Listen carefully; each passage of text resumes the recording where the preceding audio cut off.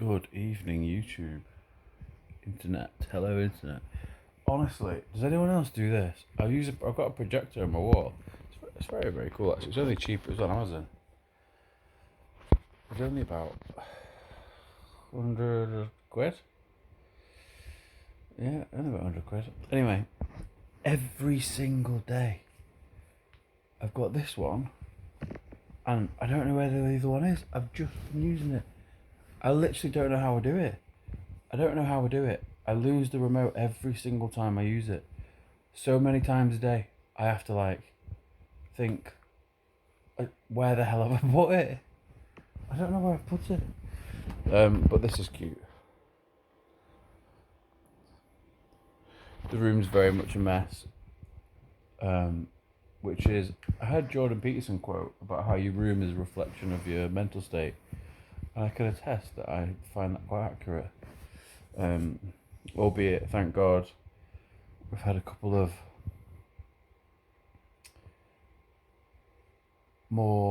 less challenging, more manageable, more enjoyable days, which is nice.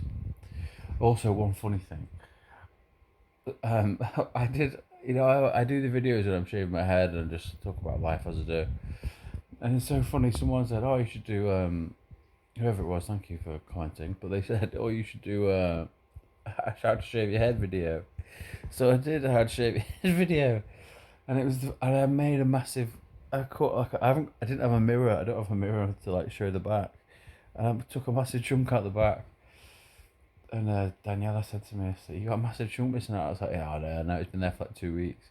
So I managed to, I think, sort it out a bit. I just thought it was really funny and ironic, and I don't know. Perhaps wasn't being humble on the video, and it was Karma's way of just being like, It was. It was. I was laughing at that. It was straight after doing a how-to video on how to cut your hair, and I messed it up. So I was chuckling at that. But yeah, life, bopping around Warrington today.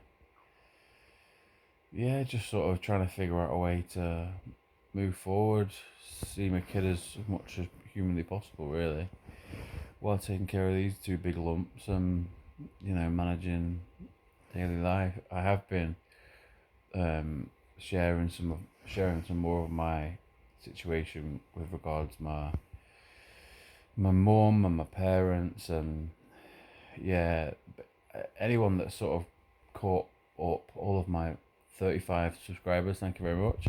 Anyone that sort of seen the journey of me trying to explain the mad stuff that's been happening but being really respectful, I realised that it wasn't getting me anywhere. Well, that's not true. It's very important to be respectful, but at the same time, being silent to any form of abuse is, you're still a victim of the abuse. So I'll be speaking out more about how my mum basically purposely orchestrated a lot of destruction in my life, whether that be forcing out my partner on purpose from the very beginning. And when we got back from Spain, we'd been in so our tenancy on the Costa Brava ran out because in Spain the prices all go up in summer. So around the time of my birthday, late May, it ran out, and at that point we were pregnant. So I had a Toyota RAV4 with two big dogs. One was still a puppy, crying all the time. Pregnant missus, and all of our stuff in the back of this Toyota RAV4, my car. And because of gracias a Brexit, thanks to Brexit, my visa was running out. And so we had to get Daniela a visa for the UK. But it was like this cream egg surprise, like Kinder Egg surprise. But you apply for it and you don't know if you got it. So we left this tenancy in a place called Playa d'Oro on the coast, and then basically had to get Airbnbs while moving our way up through Spain and France to get to Calais, to do Dover to Calais.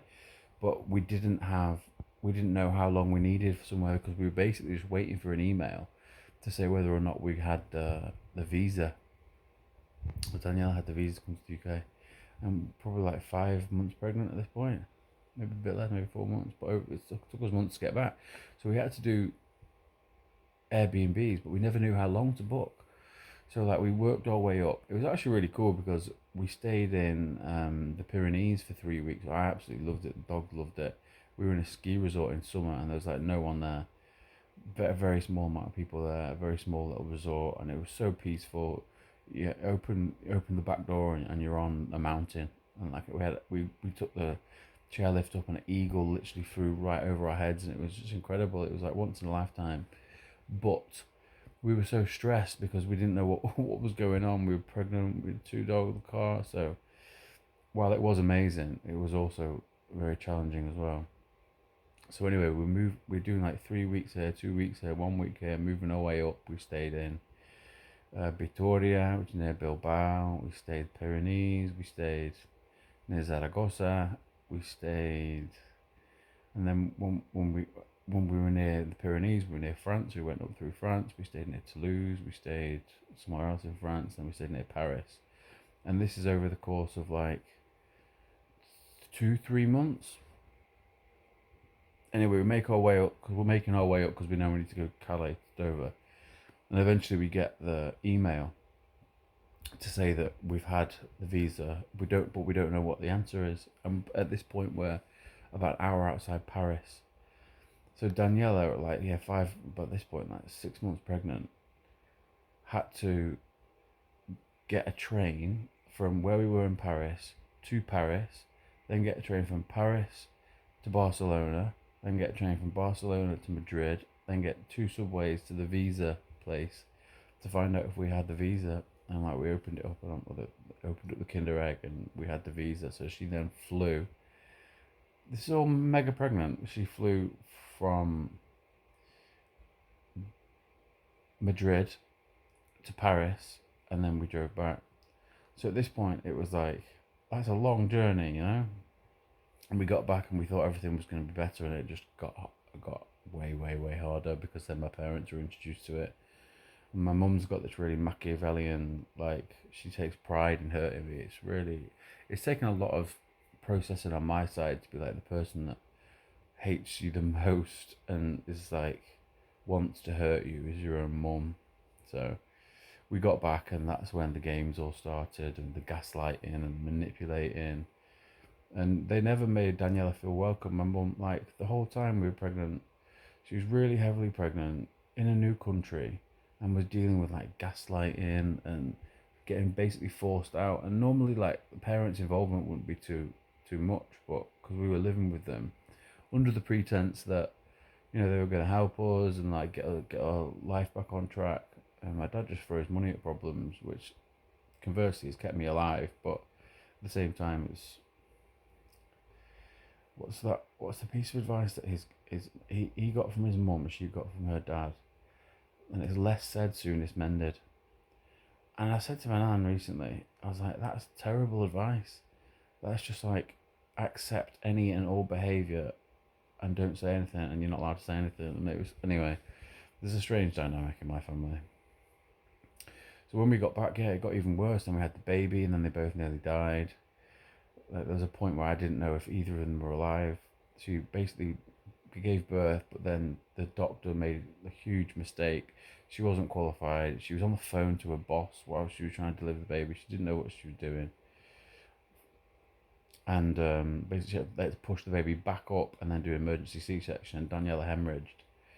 And at that point, when it started going Pete Tong, they rushed her down to the operating theatre, and no one put her on any pain relief.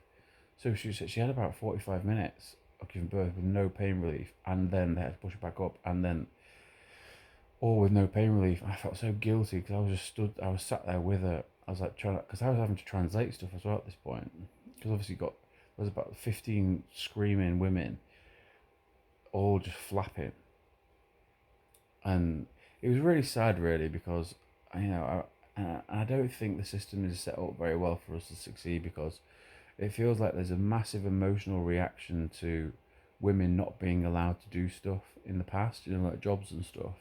So that means that they all feel like they really have to because they haven't been allowed to, and there's like this pushback. But there are some things that women are good at, and there's some things that men are good at. And in certain situations, you need a woman. In certain situations, that's just normal. That's just what it is. But and there was one guy, and Daniela said, unfortunately, he was the last person that she saw before she got put to sleep, the anaesthetist, and he was a dude, and he was super chilled, and it really relaxed her. But other than that, I was like, I remember this girl shaking, trying to put is it the catheter when they put, unless it has to do with, they were trying to take the blood, and she was shaking, trying to get the needle, and she kept missing. And like, at this point, I'm seeing my wife at that point, like almost like dying in complete distress. I'm trying to translate everything. I'm trying to keep her calm and like absorb as much of the energy and the pain as I can because I'm an empath, so I can sort of do that in a sense and keep calm. And I had to say to this girl, I was like, obviously really, it was very very intense. But and this is I actually coined this myself. You know, when you're in a rush to do something, do it properly so you don't have to do it again. So you know when you're rushing about and you really need to do something quickly, but you mess it up, and then you have to do it again, and then it takes double the time. So I was just like, take a deep breath. You're doing really well. Make sure you do it properly once, so you don't have to do it again. And anyway, it seemed to work. But like I was like the only one that was keeping it cool, and it was like it was one of the most horrible things I've witnessed. So God knows how Daniela felt.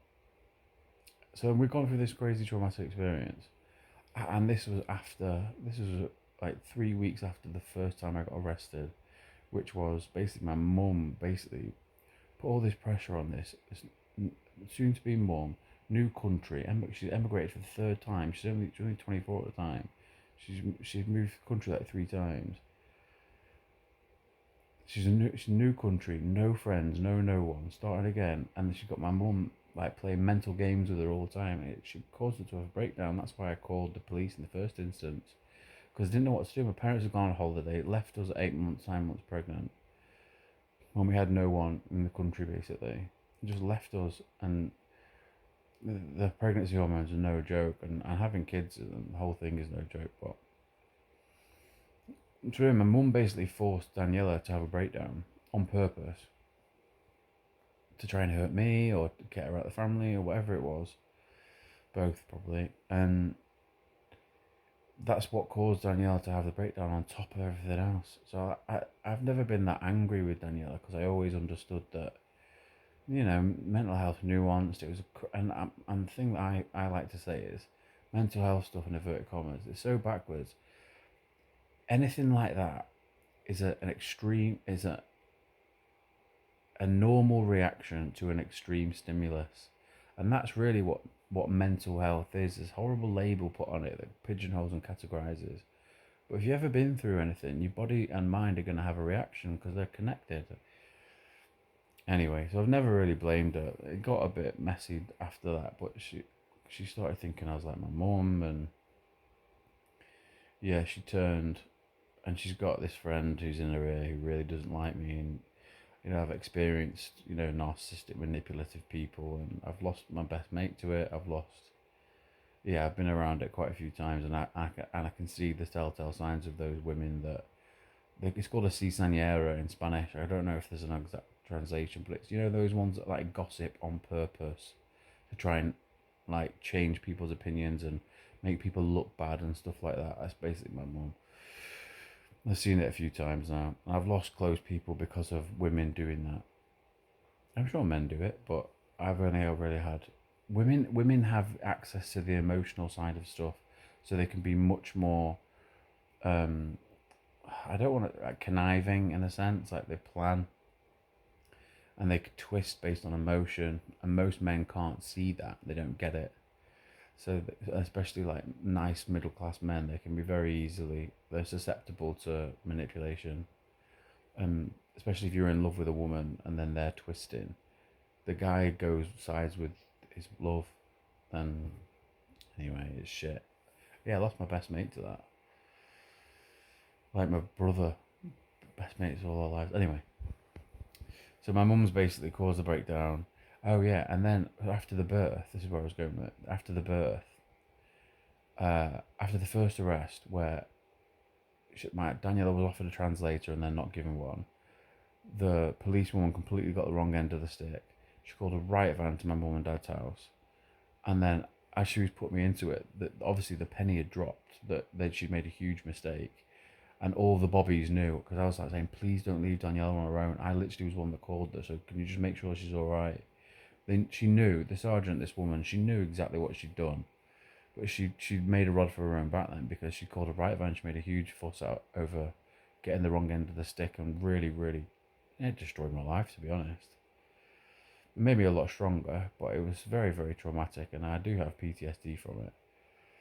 When I hear a siren go past, I still like shit myself, and because I'm in Warrington, you hear them fairly regularly. But oh yeah, so I got to put this order on me because that's just what happens when it's been domestic abuse, and so I had this order put on me. So I was only allowed to be around Daniela for the birth. I had 30 days, right? And in that 30 days, I was allowed to go to the birth if it happened. And obviously, the birth happened. And at this point, yeah, this is crazy for my parents as well. At this point, I managed to finally get my tenant out of my rental property because they were like lying and playing games, and yeah, it was conflict of interest with the client and the rent. They're messing me around anyway, and we finally got them out. And at this point, I was in my rental property, which is a 2 up, 2 down terraced house, and all I had was a mattress on the floor in the bedroom, next to the Simba toy, which I keep with me. I bought him a Simba toy, and the deck chair downstairs with like a foldable um like desk and my laptop to watch movie DVDs on. And I was just in this house, just like there was nothing else. There was no furniture, nothing. I was in there for 3, 4 weeks on my own, just after all being arrested and all the games and all this coming back from Spain. And so anyway, I go to the birth, and obviously it's extremely traumatic. They both nearly pass away. At one point, I didn't even know if either of them were alive or just in a room on my own. Then I knew the baby was alive, and I didn't know if Daniela was alive. And then at that point, I was like, it was so horrible. I was like, I'd never met him, and I was almost like a little bit resentful because I felt like he'd taken my love, and that was so hard to process. Anyway, obviously it's fine now on that front, but it was such a mixture of emotions, so intense. So the birth's really bad, and then I'm allowed to go to the birth, and then obviously the birth's terrible. So I then spent the next 3 days after the birth on the chair, on the hospital bed chair thing next to the bed, changing nappies, helping Daniela go to the toilet and stuff like that. And then after about 3.5 days, I'm doing some sort of test for the hearing for the baby, and one of the nurses goes, "Oh, can you just stay in here a minute? I need to tell you something." And she went, "The police are here. Someone's called and checked that you're there, and basically they've sent them back round to arrest you." And at this point, I was like, my heart sank. I was like, "Are you joking?" And then I go back into the room where Daniela is, and I pack a bag. I finished packing my stuff. I think she was asleep. And basically, yeah. And then I walk out of the door, thinking that the police would be like outside the hospital, or I would be taken to. And there's 2 Bobbies. One of the ones that arrested me, and in the initial instance, the guy that I told my story to, we were split up during the first arrest. I told a little bit of the story.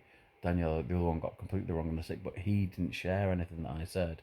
The sergeant that was in with Daniela completely got the wrong end of the stick and arrested me. But the guy, he could have shared with the sergeant, "Oh, I think maybe you got a little bit wrong," or like, but he didn't say anything. And I was like, he's there. He stood in the maternity ward next to the double doors with the handcuffs with another Bobby, and my heart just sank. I was like, "Oh, this is not good." Anyway, they started putting the cuffs on me, and I said, "Excuse me, do you mind if we go the other side of the double doors? Like, this is in front of all of the nurses, all of the people in there. Obviously, you got separate rooms." So Danielle, I think she was asleep. I had to ask them to go to the other side of the double door. Anyway, I'm taken off in the. After all this, I'm taken, and I'm kept in for 24 hours because apparently I've broken the order because someone rang up to check if I was there to like purposely check. So I've gone in, I've done 24 hours. The next morning, I get taken to court.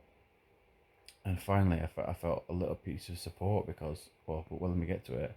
So I go in and I go upstairs, and it's like you see in the TV, you go up the stairs and you're in a big courtroom, there's like the whole wooden walls and all that. And I'm shitting myself at this point. I'm like, this is insane. Like, because the police had it in for me. So anyway, I get up there, and thank God, when in the justice system, when it gets to the level of judge, they do have something between their ears, and they are willing to engage it, which I've noticed, which is good. Gives me hope. Anyway, I get there, and the first thing he says to me was, "Can I just ask how's baby and mum?" And I just felt a huge sense of relief, and I was crying or whatever, and I was like, "Yeah, they're all right. They made it or whatever." And then he said, "Basically, you've done nothing wrong. Obviously, you were gonna stay after the."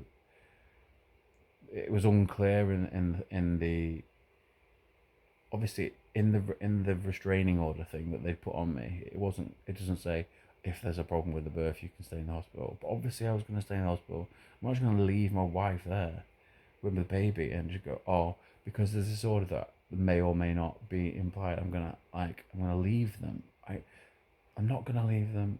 And I think, to be honest, even if it said go, which it didn't, I still would probably wait it out because there's no way I would leave them. Do you know, joking? That's my job to look after them at that point. What, as a man, what other job have I got to do in that? All I have to do is support and help. And I probably, if I did it again, and even if it was written, I'd still probably stay and I'd just take the licks. But there wasn't even, because that's like, I'm a man, like I've got to do my duties because this is all a load of rubbish anyway. Anyway, it wasn't in it, and but he said, yeah, obviously you're free to go like straight away, and I kind of knew when I was being led up the stairs into the courtroom because I had two like women in their 70s walking me, and I'm thinking they don't think I'm a threat then. And literally the first thing, I hadn't even got out of the courtroom, and we like turned around to walk out, and this old woman, older woman, she must have been in her 70s. She turned to me and she was really annoyed, and she went, "You should have never been here. This is a disgrace." And at that point, I was like, "That's the first piece of supportive, anything supportive anyone said to me in so long." So that was really cool. I don't know if this woman will ever see this, probably not, but that was nice. And anyway, I was released then, and then I had to be on my own for a week. Couldn't see the baby for like 10 days. So Daniela went back to my mum's, and then yeah, apparently my mum got up like one time or two times in the night, and then just didn't do anything. So fucked up, so mean and nasty, and I just don't know how you could do that to anyone. I said to my dad, like, how could you, if there was someone even in pertaining to things with me, I was like, if someone was asking for my help and they were begging me, I wouldn't turn them away. And also, I've had to beg them for help, like beg, like please, please don't do this, or please help, and they just gaslight and blame it all on me. Yeah, the first time I got arrested, when the police completely got it all messed up, and the bobbies were actually helping me, like, give me a football and that when I got in there, and chalk for the walls and stuff.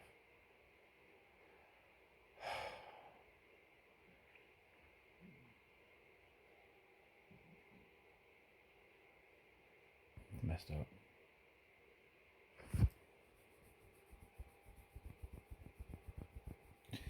Yeah, when I first got in there, the first arrest, I'd obviously never been arrested before. I think once when I was blooded, but I never actually got taken in. Don't really remember. That's why it's a good reason to stop drinking. Tried to steal a pasty and shove it down my pants when I was blooded in Manchester. Really, really drunk. I don't even remember what happened really. I think all I remember is crying in the back of the van, blooded, and then woke up in my mate's room. And then I had to ring round, and there was no log of it anyway. I called my dad. You get a phone call, so I called my dad, and he just started shouting at me, blaming me because I ruined their holiday type vibe because they were going to see the Northern Lights. So yeah, bit of a ramble, I guess, but as I say, that's why I've never blamed Daniela, really, even when she's been, you know, turned against me a bit. I always sort of had that understanding that there was more to it, if that makes sense. I just stuck by her, no matter what. I meant what I said when I married her, and I proposed after 2 months. Like, you know, when you know, like, we've got this crazy connection. It's weird. We like say things at the same time, and yeah, it's hard to explain, but it's, yeah, we're very connected. I know, and she means everything to me. Yeah, she really does. It's been breaking my heart that I've not been able to be with him this last 6 months. And as I say, I'm sure she would do things differently if we made our time again. But it's made me who I am. I miss them an awful lot, and I do love her. Like, yeah, it's hard to put into words. She means everything to me. Because the thing is, well, when we left Spain, I had my place at Exeter Uni. So basically, when I went sober, I went on this journey to become the oldest person to go pro at rugby, and I lost like 5 stone, got fit, got ready, and 2 weeks before my big break, I had my repressed memory came up of something bad that happened when I was a kid, and I did my knee, and that's when I went to Spain. That's when I met Daniela, because when that happened, my mum blamed me. She blamed me. She said, "Why were you even there?" I was like, "This is too man. This is too much." So that's when I took myself off to Spain. That's when I met Daniela, and that's when, and she saved my life. She's my hero. I've told loads. She's my hero. I wouldn't be here if it wasn't for Daniela. Which is what I was saying. The flexibility of having income that I was able to generate from property and stuff through getting help, getting on the ladder and stuff from my parents, just kept me alive. I couldn't work. I reckon I had over 500 panic attacks in 1 year. I couldn't leave the house without having a panic attack because I was so scared about what happened when I was a kid, and it was all that fear that I'd repressed. I was right. Basically, it was all coming out. So as soon as I got happy, there was like this, tss, and it would give me more, tss, give me more. I'd cope and I'd calm down. But yeah, I couldn't. Danielle was doing all the shopping. I'd literally, all I could do was drive outside the supermarket, and then she would go in because I would just have a panic attack. It was fucking wild. So many panic attacks. I had a huge one in Euston Station. No one stopped to help. Yeah, I've had so many. I even woke up one day having a panic attack. I didn't even know it was possible. But yeah, so I had this golden ticket to the pro. Basically, Exeter University and Exeter Chiefs are linked. And when I applied for the scholarship, I obviously explained that, I was a very successful schoolboy athlete. I was district champion in a number of events, long jump, 100, 200 hurdles, relay, and I'd run in the nationals in the relay. So I was like this raw talent, as he described it. And I learned how to pass. So I didn't work.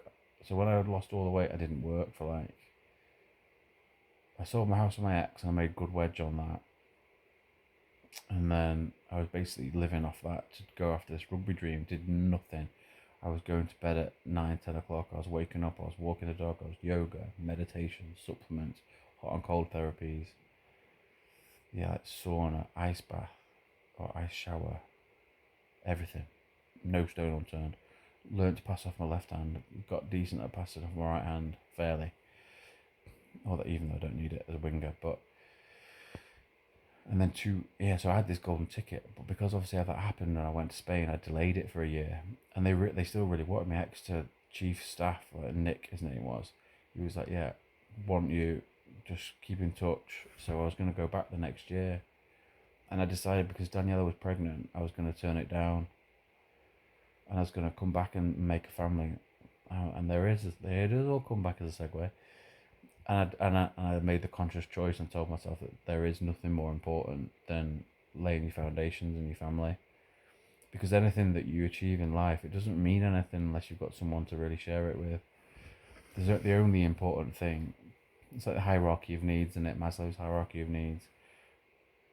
But one of the biggest foundational things that it's not, nothing's ever worth it without it, is family and having roots, and having a family, a steady partner, dogs, baby, house, and all that. And that's, after that, anything's possible if you believe. So I had this golden ticket and I turned it down because I was like, I'm gonna get my priorities in the right order, and I'm gonna do this. So then when we came back, and my mum was just like destroying everything. It's been quite a wild ride, and I've been trying to be. In the Bible, it talks about not having a froward mouth. I've studied the Bible. I started studying the Quran a bit. I want to understand the world. I want to understand the universe. I want to think for myself, make my own mind up. I don't like being told what to think. I like looking into it and reading it and thinking, all right, well, what's that actually trying to get at? What's this? What does it actually mean? You know, that kind of thing. So I never spoke out about who it was that I was being abused by for years and years and years, and it got worse and worse with my mum. And anyway, I've been speaking out about it this week because I just felt so alone. I've been speaking out about it on Instagram and like sharing screenshots of conversations and stuff just to try and get them to stop. Because the only thing that a narcissist cares about more than themselves is their image and how people view them. And I was like, I've got nothing left, and I haven't shared any of it because I was trying to be a good person, moral and all that. And it just got to a point where I took some inspiration of it from Islam. They have the jihadi thing where they can basically, it's about killing in the name, in the right name, which obviously I think is where the bigoted extremism that causes all the problems comes from. Well, not causes all the problems, causes some of the frictitious things, because this jihadi thing of like, you can you can if you have to be firm only ever in the right circumstance can you do it. And I just thought, do you know what, I'm losing my family. I've had my wife taken off me, I've had my kid taken off me, I've had my dignity taken off me. And I thought, you know what, I'm going to have to speak out, because if I don't try and put some pressure on my parents to like stop being so like manipulative and gaslighting and blaming it all on me, if I don't speak out, it's just going to keep happening. I'm going to have to try and figure out a way to not allow it to happen anymore. So I started speaking out about it this week on Instagram, and I've had some really nice old friends reach out, and I felt so alone. I didn't know people cared. I felt so alone, and people have reached out, and fortunately I've had a nice few days with the baby, and I don't think Danielle's aware of the stuff that I've shared, but she's kind of like, she's got a new job, and I think she wants to move on, and I just got to support her to do it. You know, I wanted to help her.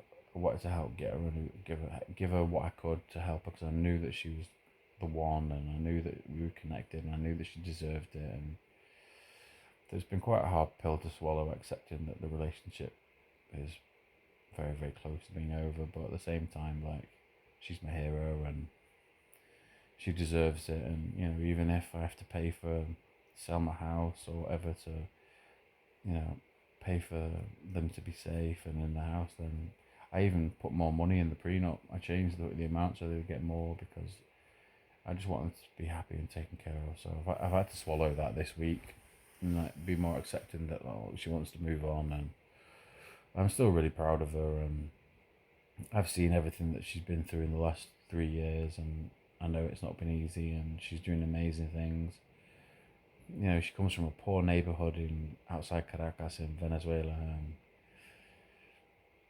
to get a job doing what she's doing in the industry, it's so cool. It's inspiring. She should write a book.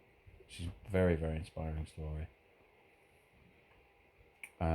So it's been, yeah, it's been an emotional week, but I'm, you know, please God, I'll have, you know, opportunity to have a few more less challenging days, so I can have the headspace to crack on with my businesses, and you know, laying the foundations, not in a way that I had sort of had foreseen and wanted, but you know, making the best of a, you know, deal with the hands that you dealt, deal with the cards that you dealt, or whatever. Try and be like pragmatic and positive and philosophical, and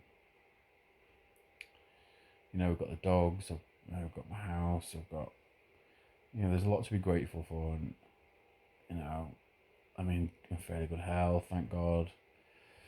You know, I'm still very excited about, you know, getting back to playing football and boxing and doing football coaching, and yeah, see how far I can really take the boxing. Like, I'll be 38 by the time the next Olympics comes around, and you can do it till you're 40.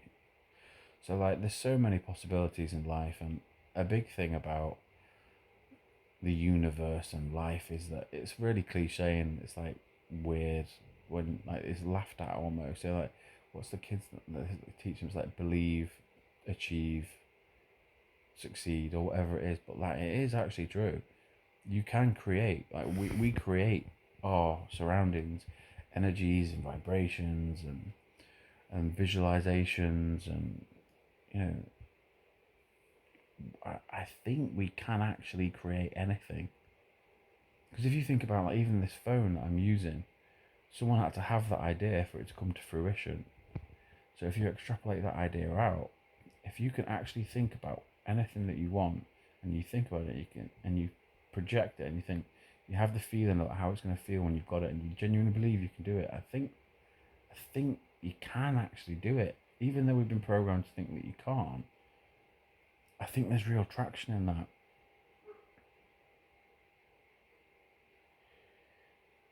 So I feel a little bit fearful tonight because I've had people scoping out the house, and it happened once with gangsters in Moroccan gangsters in Spain scoping out the house, which was scary, and sort of have been feeling similar vibes here. So getting a wall and a gate put up, but I had to call the police and like, so there's people hanging around the house, dodgy. But things don't happen to you, they happen for you, and yeah, I feel a little bit fearful tonight, but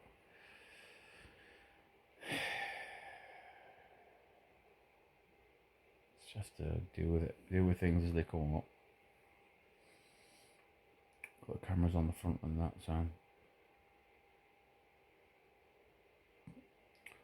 it's been quite an interest. My neighbour described it as quite an interesting life I've been leading, and he only knew about the journey from coming back from Spain.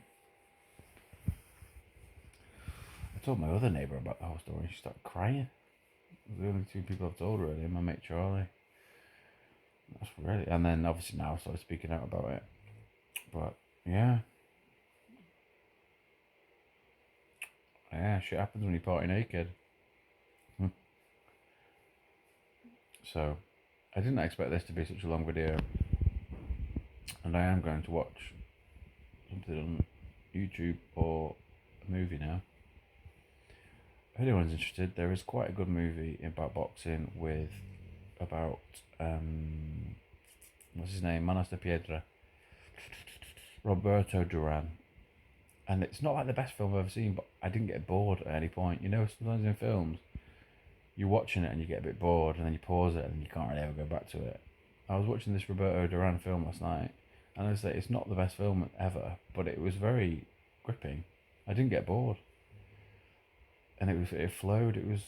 It's very yeah. If you're into boxing and you're into films, there's a Roberto Duran film with Robert De Niro, and it's not boring, which is a good thing. So anyway, I'm boring myself now. Sick of the sound of my own voice. But yeah, take it easy, guys. Try and I've said this earlier actually, haven't I? You know the phrase, give them an inch and they take a mile. Think how far we would get if everybody gave an inch and nobody took a mile. I guess I'll leave you with that. Yeah. Lifestyles of the rich and the blameless, eh?